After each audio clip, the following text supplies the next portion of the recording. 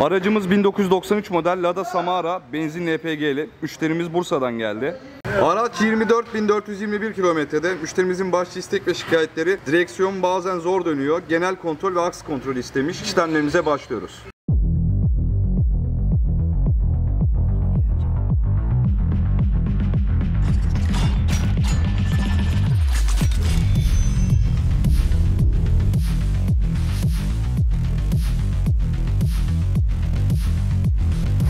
Lada aracı kaldırdık, alt taraftan kontrollere başladık, arka taraftan başladık, arka tekerleri kontrol ediyoruz, sol taraftayız. Bakalım bir boşluk var mı, amortisörlerde herhangi bir problem var mı? Var. Teker bilesi ötüyor sol tarafın, tamam. Sağ tarafa geçtik. Sağ. Sağda var mı? Yok. Sağ sağlam, amortisörlerde herhangi bir problem yok. Tamam. Egzozda var mı bir problem? Arka egzoz değişecekti zaten. Arka egzozu değişecek. Tamir yapmışlar burada. Orta tarafa gelirken egzoz lastiği de gördüğünüz gibi gitmiş, kopmuş yani. Zaten bak şurada çatlaklar falan da var. Sertleşmiş iyice. Onu değiştireceğiz. Ön tarafa geçtik. Aksı kontrol ediyoruz. Sol taraf bu arada körükte sıkıntı var. Kopuk. Körük ve aksta da sıkıntı var. İkisi aksta. Tamam. Aksta da mı var? Evet. Tamam. O zaman aks komple değişecek körükle beraber. Çek buraya. Şanzıman alt takozu da bozuk. Aynı şekilde. Biraz daha geriden. Yağ kaçakları da mevcut araçta. Şanzıman mı? Şurada da var. Aksımız değişecek. Şanzıman alt takoz değişecek. Tamam. O kulak da bozuk. Değişecek. Motor kulağı da değişecek. Üst kulak şanzıman değişecek. Bu da. Şanzıman üst kulağında da problem varmış. Ustamız o da değişecek dedi. Alt ve üst değişiyor şanzıman. Motor kulağı değişiyor yine aynı şekilde. Alt motor kulağı oluyor bu. O da değişecek. Şimdi devam ediyoruz. Sağ tarafa baktık. Sağ aksta bir problem var mı? İç körükte sıkıntı var. İç körük değişecek. Neden? Olur ki. Erkan Usta da geldi, kontrollerini tamamladı. Sağ aksta bir problem yok. Aks körüğü sıkıntılı, o değişecek. Aparatla değiştireceğiz. Ama sağ aksta bir problem yok. Solda var zaten, sol değişecek. Solunda zaten körüğü de bakın. O da kopmuş aynı şekilde. Direksiyon kutusu değişimi olacak. Evet, göz göremiyoruz şu anda muhafazadan. Şanzıman yağ tapası da bu arada boşluk kalmış. Tamamen sıkılmamış. Ondan dolayı ustamız onu tamamen sıkacak. Onu da bilgilendirmesini yapalım. Şimdi malzemeleri bekleyeceğiz yeni gelecek. Malzemeler geldikten sonra işlemlerimiz devam edecek. Tabii bir yandan da kontrollerimizi detaylı bir şekilde sürdürüyoruz. Herhangi bir şey olduğunda söyleyeceğiz yine. Sol tekerleği söküyoruz. Bijonlar çıkıyor.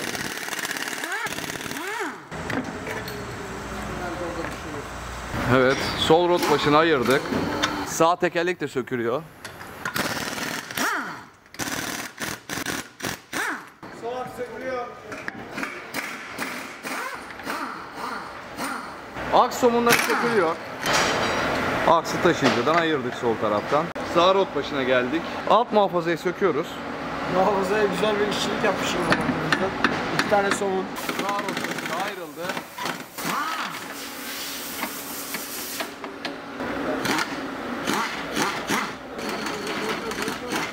Gel de işte abi. Muhafazanın içindeki pislikleri görüyor musunuz? Burayı çek. Bakın. Bak. Şimdi oradan illaki muhafazayı niye söküp de yere koymadınız ya da niye böyle bıraktınız diyenler olacak.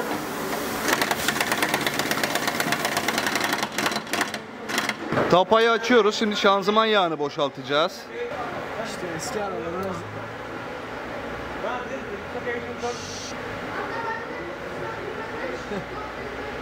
Şanzıman yağı boşalıyor. Çok kötü, değişecek. Vadesi dolmuş zaten, değişecek. Geçmiş yani, bayağı vadesi geçmiş. Sol aks çıkıyor. Körük gördüğünüz Yağsız gibi. kalmış zaten. Kapa hepsi bozuk. Ve burası da bozuk. Aks komple değişecek değil mi? Böyle boşluklar. Körükle beraber. İşte. Ya sadece burası bozuk olanlarda kafa değişiyor. Ama burada bozuk olduğu İki için taraf olduğu için komple değişecek. bütün değiştir daha var. Evet arkadaşlar, sağ aksın iç körüğü değişeceği için aksı komple dışarı alacağım.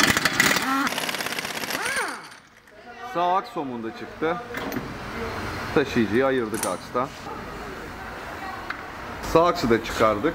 Sağ aksta bir sıkıntı yoktu, sadece körük değişecekti. Bak gördün mü? Hemen elimle yırtılıp gidiyor. Zaten üstünde de belliydi, burada daha net belli oluyor. Gidiyor. Şimdi o körüğü değiştireceğiz. Allah'tan yağsız kalmamış yani. Yağ var ya azıcık daha içinde. Tabii biz yine yeniden yağ koyacağız. Çıkardığımız aks körüğü ve yeni takacağımız aks körüğü. Aparatla takacağız. Bu şekilde şişiriyoruz. İtalya'dan özel getirdik bu aparatı. Daha önce de söylemiştik. Milano'dan geldi. Nereden? Milano'dan. Tabii.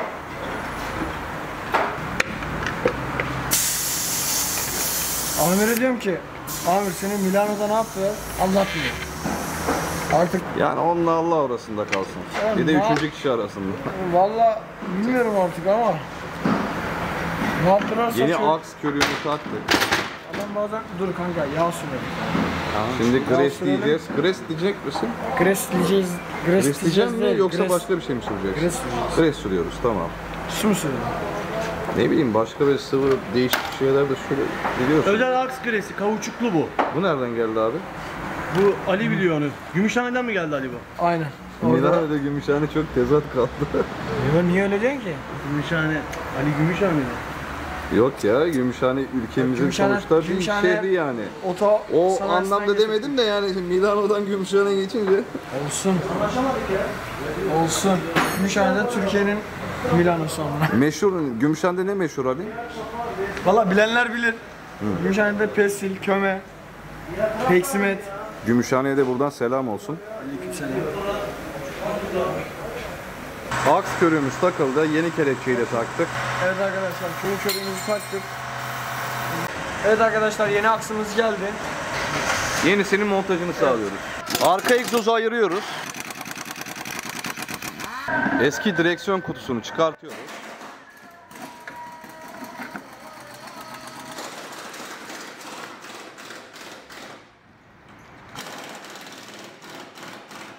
Boş o abi. Boşluk var.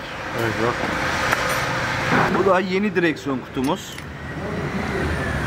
Gördüğünüz gibi eskisinin hemen yanında. İkisini karşılaştırıyoruz bu şekilde. Rot millerine bakacağız, rot başlarına bakacağız. Onlarda bir sıkıntı var mı diye. Var mı? Yok abi sağ ol. Onlar sağlam, tamam. Onları tekrardan kullanacağız. Arka egzoz çıktı.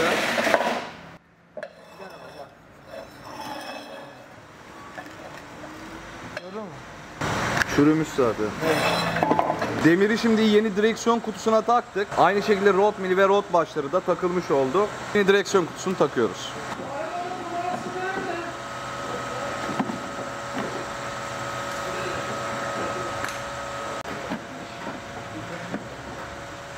Yeni arka egzozu oturttuk.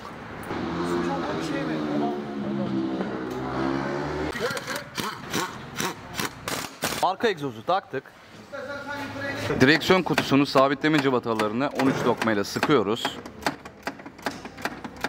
Sağ aksı da takıyoruz. Bildiğiniz gibi iç körük değişmişti. Şimdi şanzımana oturttuk öncelikle. Sonrasında taşıyıcıya oturtacağız. Taşıyıcıya da oturttuk. Sağ aks tamam. Rot başlarını sıkıyoruz. Sol taraftan başladık. Şimdi sağ tarafı sıkıyoruz. Sağ rot başı. Sağ aks somununu sıktık. Yeni sol aksı oturtuyoruz. Önce şanzımana, sonrasında taşıyıcıya oturttuk. Sol aksı da yerine oturttuktan sonra şimdi rotili oturtuyoruz. Evet. Arka tarafa geldik. Teker vidasını değiştireceğiz. Arka sol tekerleğin. Kampanayı çıkaracağız şimdi. Kampanayı çıkardık. Şimdi vidayı sökeceğiz.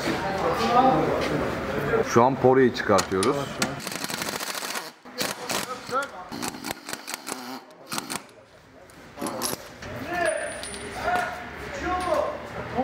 Porya çıktı. Filyamız bu. Biraz sırıltı var. Bilye getirin. Yenisini. Hemen Sol aks somununu da sıktık. Sol arka teker bilyasını pres yardımıyla çıkartacağız.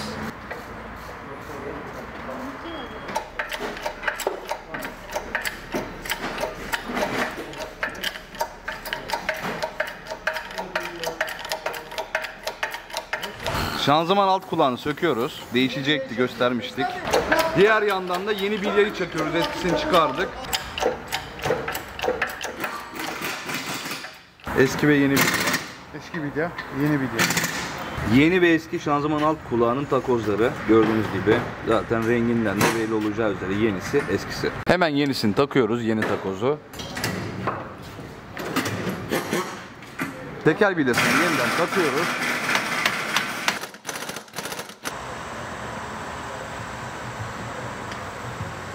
Sol arka tekerleği de taktık. Sol arka tarafta işlemlerimiz bitti. Birbirimizi çaktık. Güzel. Evet. Bijonları da sıkacağız şimdi.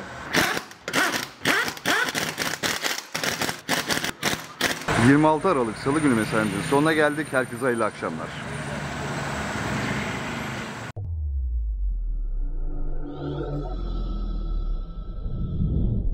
...27 Aralık Çarşamba günü sabahından herkese günaydın. İşletmemize geldik. Lada aracımızın çekimleri sürüyor.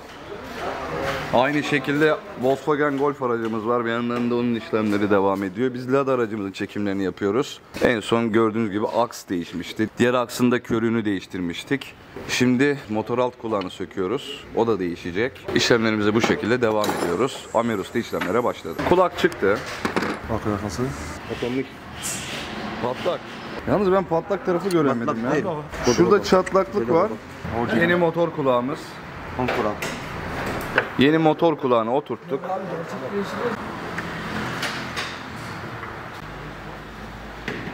Yeni şanzıman yağını koyuyoruz.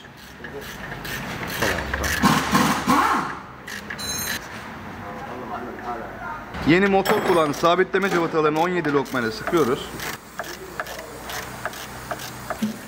Yeni egzoz ayaklarını takıyoruz. Bir gösterelim yenisini. Gördüğünüz gibi kaç tane var? 4 adet var. Evet, 1 2 3 4. Eskileri de bir göstereceğiz. Zamanı gelmiş. Şanzıman üst kulağını söküyoruz. O bölgeden. Patlamış mı? Evet. Patlak. Yeni şanzıman üst kulağını takıyoruz. Yeni taktığımız şanzıman ön kulağını 17 lokmayla sıkıyoruz. Sol tekerleği taktık.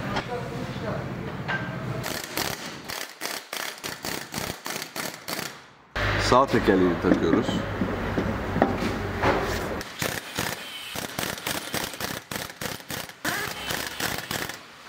Egzoz bayağı bir oynuyordu, aşağıya düşmüştü. Şimdi yukarıya kaldıracağız. Evet, lastikleri koparttığı için bir tık yukarı kalkması gerekiyor. Oksijenle ısıtıyoruz bu şekilde. Şimdi gazaltı kaynağı çekiyoruz.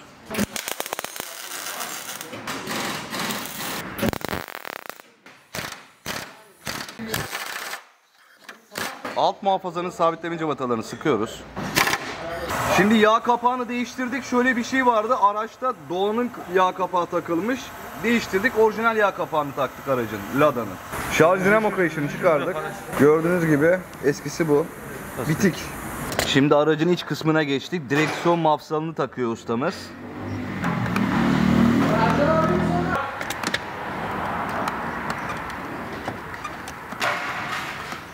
Yeni şarj dinamo kayışımız.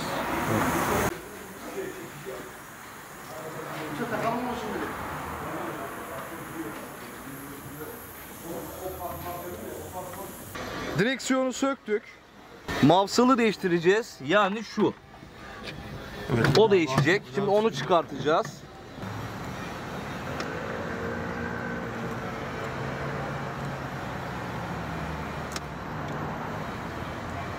Direksiyon borusunu çıkartıyoruz. Mafsal dediğimiz altta kalan. Değişecek olan şu yani. Bir de bu da bak. Ben de tam bilmediğim için tabi ustalara soruyorum. Hani ustalar da bazen iletişim bozukluğu olabiliyor. Az önce bu diye gösterdik ama altındaki şu. Bu boru oluyor, direksiyon borusu. Direksiyon mafsalı çıktı. Komple değişmeyecek mi? Evet, değil mi? tabii, Komple tabii. mafsal değişecek. Aynen. Tamam. Hadi harita. Gördüğünüz gibi boşluk var, ses de geliyor zaten. Bu yüzden değişecek.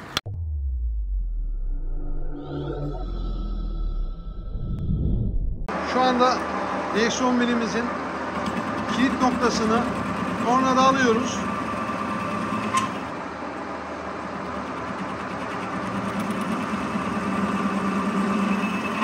Tornada burç yapıyoruz şu an.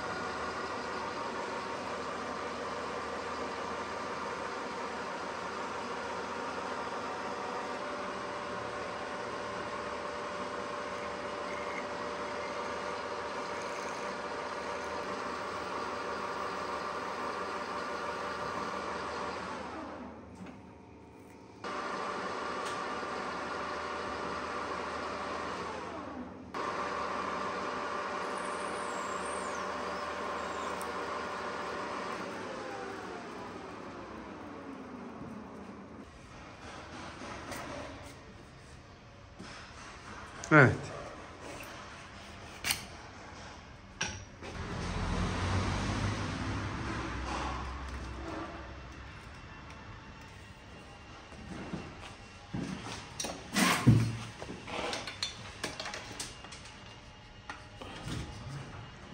Nasıl oldu? Hemen değişecek. Boşluk var mı usta? Bak bakalım abi. Eline bakalım nasıl. Evet, zaten belli. Şimdi bunu buradan çıkartacağız. Evet, çıkartacağız. Diğer parçalarını hazırlayacağız.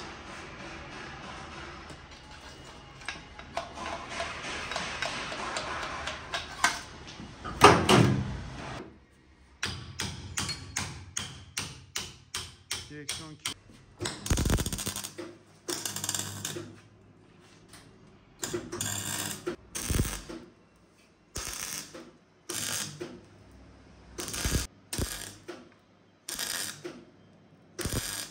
Evet, direksiyon milimiz bitti. Şu an şu üst bilye de değişti.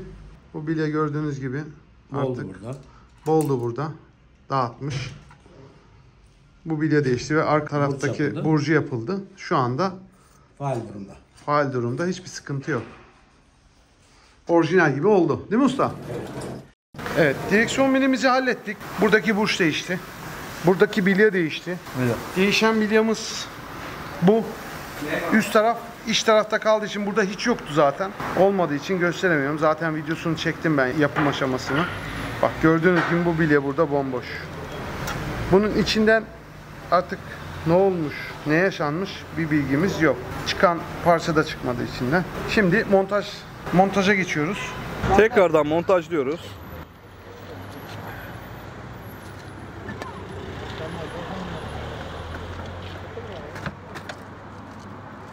Direksiyonu da taktık, montajını sağlıyoruz. İşlem tamamlandı.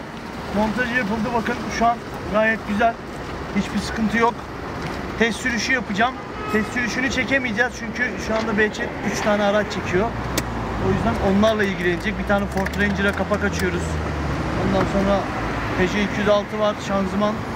Yakında YouTube kanalımıza yayında olacak, izlemeyi unutmayın. Şimdi bir test sürüşü yapacağım, bakalım bir sıkıntısı var mı? Varsa söyleyeceğim. Lada. Aracın işlemleri tamamlandı. Test sürüşünü yaptım. Gayet güzel. Hiçbir problem yok. Fakat araba vitesteyken bir şangur şungur ses geliyor. İçinde bir bilye sanki dağınık gibi bir ses geliyor. Ama vitesi boşa attığımda ses kesiliyor. Zaten şanzıman arızalı olduğunu söylemiştik müşteriye. Şanzımana dokunmayın şu anlık dedi. Diğerlerini yapın demişti. Biz diğerlerini yaptık. Direksiyon çok az meyilli. Bunun için zaten direksiyon kutusu ve mafsal değiştiği için rot balansa gitmesi gerekiyor müşterimizin. Bunu kendisine söyleyeceğiz. Şu an aracın bizdeki işlemleri bitti. Müşteriye teslim etmeyi bekliyoruz. Hoşçakalın. Değerli vaktinizi ayırıp bizleri izlediğiniz için çok teşekkür ederiz arkadaşlar. Videomuzu beğendiyseniz alt taraftan like tuşuna basmayı unutmayın. Yorum yaparak da görüşlerinizi ve önerilerinizi bizlerle paylaşabilirsiniz. Kendinize çok iyi bakın. Allah'a emanet olun.